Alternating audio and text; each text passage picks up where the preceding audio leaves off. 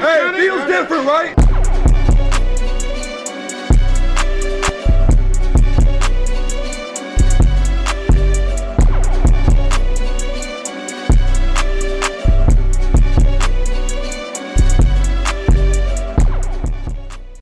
Hello and welcome to episode 24 of Fantasy Sports. I feel like today is best to cover the playoffs that happened last week. Obviously, very exciting weekend. I love playoffs. I think playoffs are the best form of football, whether it be football, basketball, baseball. I'm always into the playoffs, so I had a lot of fun watching the games this weekend. Obviously, I'm wearing a Kenny Pickett jersey. If you can't, where is it? There it is, number 8. We didn't get to see him play this weekend. We got to see Mason Rudolph go out there. He had a pretty good game, so I can't even, get into the fact of what I wanted to see. But let's start game by game, and we'll eventually get to the Steelers game, which is the second to last game. But I do want to start off with this. I know I don't talk about basketball as much as I used to, but recently, OG got traded to the Knicks, and Pascal got traded to the Pacers just a couple minutes ago as I'm recording this. So I want to say right here, I'm no longer a Raptors fan. I am no longer a fan of the Raptors. I liked DeMar, we traded DeMar. And then I liked OG, and we traded OG. And then I liked Pascal because we traded OG, and we traded Pascal, or whatever you want to say it. And I do like Scotty Barnes. I'm a big fan. I do enjoy his presence on the team, but I'm a big Cade Cunningham fan. I'm a big James Harden fan. So as of right now, I think what I'm going to do is I'm going to be either a Pistons fan or I'm going to be a James Harden fan and or Rockets fan. I think it's going to take me a little deciding because I'm a huge Cade Cunningham fan, but I don't know if I could root for the Pistons.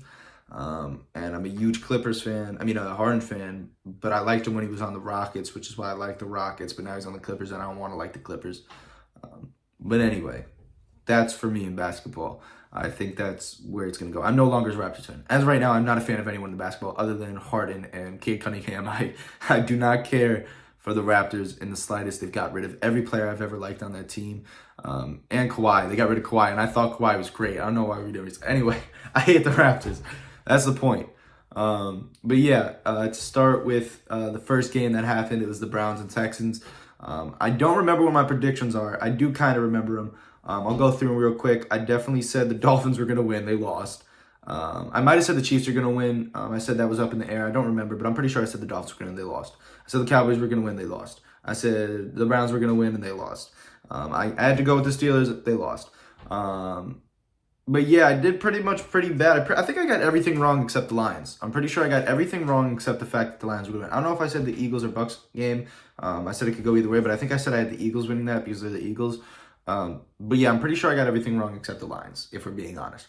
So we're going to go, but here's the thing. It doesn't really matter. It doesn't matter to me because at the end of the day, none of those teams matter because no one's going to beat the Ravens. So with that being said, the Browns-Texans game, CJ Stroud came out, threw a perfect passer rating, 3 touchdowns, 276 yards. He had a great game, as well as the defense. Defense had 2 pick sixes. Joe Flacco didn't play great. But I think at the time, the Texans were home. Nico Collins has been playing good. CJ Stroud has been playing really good. Singletary played pretty well. I think at this point, the Texans are a hot team. I think the Browns defense is the only thing that was really keeping the Browns alive, other than the fact that, Joe Flacco was playing good, but he had a lot of problems with turnovers. I think given if he maybe didn't throw 2 pick sixes, it would have been a little bit of a different game, but I think it got away from them too quickly. And obviously, we had seen the Browns beat the Texans without CJ Stroud, so obviously he's clearly the difference maker when it came to what was the difference between winning and losing that game.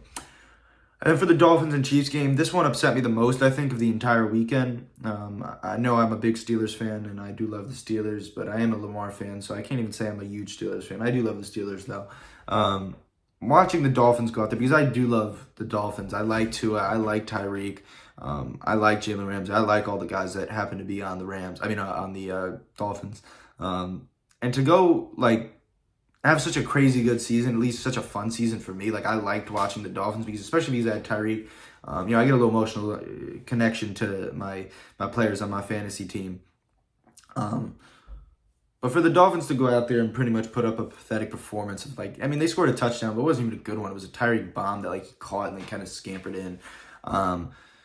So the Chiefs did good. I mean, it was a boring game. I mean, the game was pretty much decided when it was freezing cold out, and the Chiefs, just got it going. And Mahomes is a better quarterback clearly than Tua, and I think that's why they won the game. But I mean, the Dolphins had so many injuries there. They had so many. I mean, Jalen Phillips, all their edge rushers, Xavier Howard, like so many of their players were out. And I know that's not an excuse, and I know they don't want to make excuses. But playing in that weather, especially with the injuries, I just didn't think they ever had a chance. I didn't realize closer to when the game started how bad it was for them. But I think the Chiefs playing the Bills, I mean, that's going to be an interesting game. I think the Chiefs have a winning shot at any playoff run, so that'll be an interesting game to watch. And then for the Packers-Cowboys, it got ugly really quick. The Packers went 27-0. Obviously, Dak threw 2 picks in the first half. One of them was a pick six. One of them was essentially a pick six. When you throw a pick within the 15-yard line, it's going to be a score, regardless if it's a touchdown or field goal. So it was a 10-point swing just there alone. It was 27-0 at one point. Obviously, the final score was 48-32. It made it seem a little bit closer than it was. But they put up 32 points. They put up 25 in the second half and 7 before the half ended. I think this Packer team is hot. I don't know if they're going to beat the 49ers. Obviously, they have a track record with losing to the 49ers. But I think they're hot. And I don't know if them being young is going to negatively impact them or positively affect them. Just because either they're going to have no lack of experience against this team, or they're going to have a lack of experience against this team and it's going to affect them, or they're just going to go out there on this hot ride that they're on. Jordan Love cannot be stopped right now. He had a perfect passer rating as well as CJ. He pretty much had the same game as CJ Stroud. That was what they were showing. And he's just going to, play how he's been playing, and he's not going to be nervous, and no one on that team is going to be nervous. It's going to be like, we're rookies. We have nothing to prove, essentially, where the 49ers have everything to prove that they're the best team in the league. I think that's where the game is pretty much headed, either one of those two routes. So I'm excited to watch that game, the Packers-49ers. That's going to be a really good game, especially with that being a kind of matchup that's been seen in the past. Even though it's been Aaron Rodgers, Jordan Love is still, playing great this year. And then for the Lions-Rams game, this is a really good game. Obviously, it came down to the last couple plays. I love the Lions. I'm excited to see what they do next week against the Buccaneers. I think, obviously, a lot of people had their questions about the, Lions getting bailed out. There's a couple, holdings, pass interferences with Puka. But I think Puka, talking about offensive rookie of the year, I think right now it's got to be Puka. I know he had like 160 targets, and I know CJ Stroud probably had a more impactful year than Puka, but Puka broke every single rookie wide receiver record. CJ Stroud didn't really necessarily do that. He had a great year, but he didn't break any records. He didn't break the Herbert touchdown records.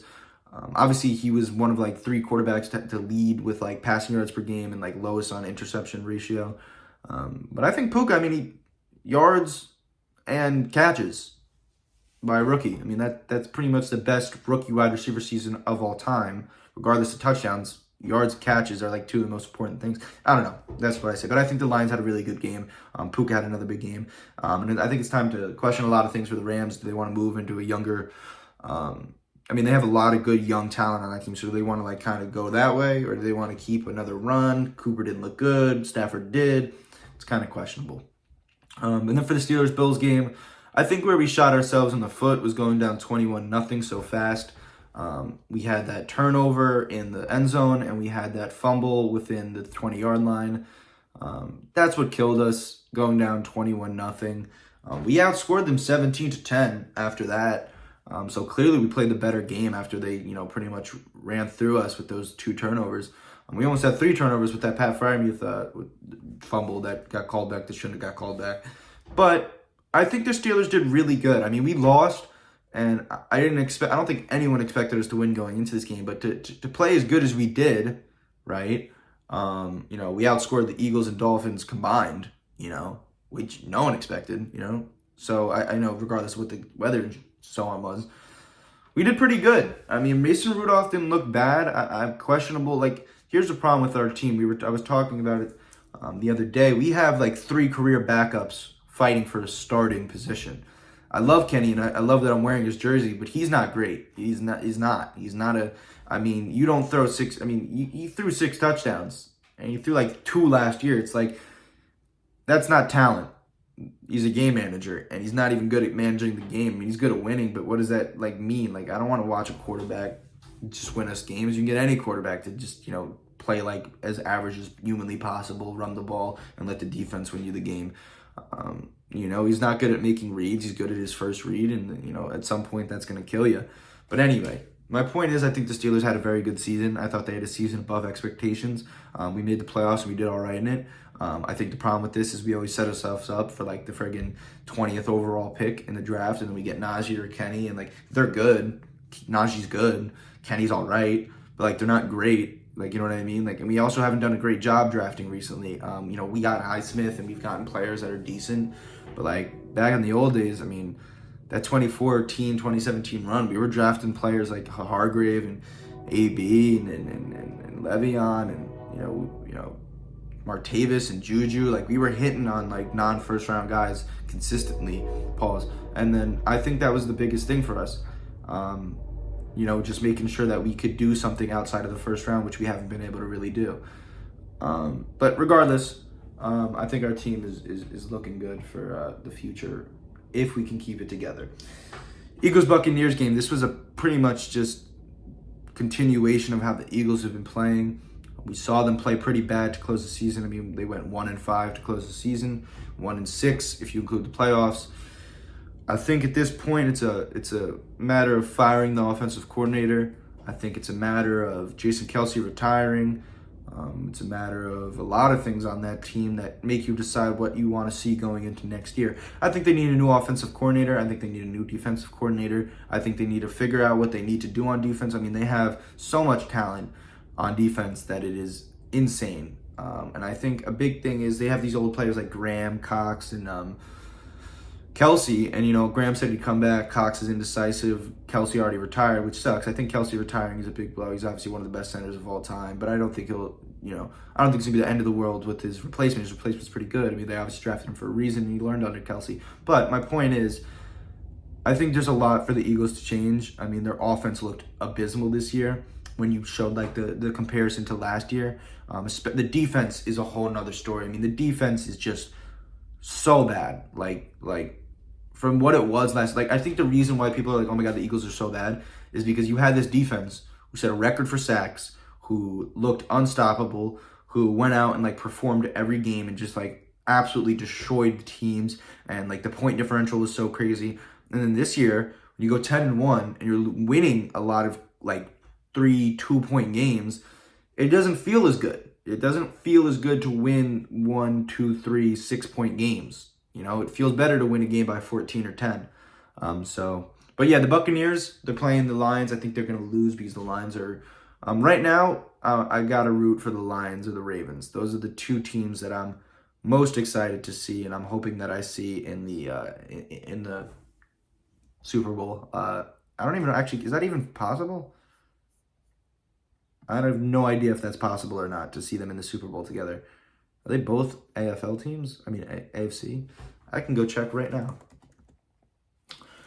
But regardless of who winds up in the playoffs, the Super Bowl, like I said, I believe that, it is possible. I thought it was possible. That's why I said it.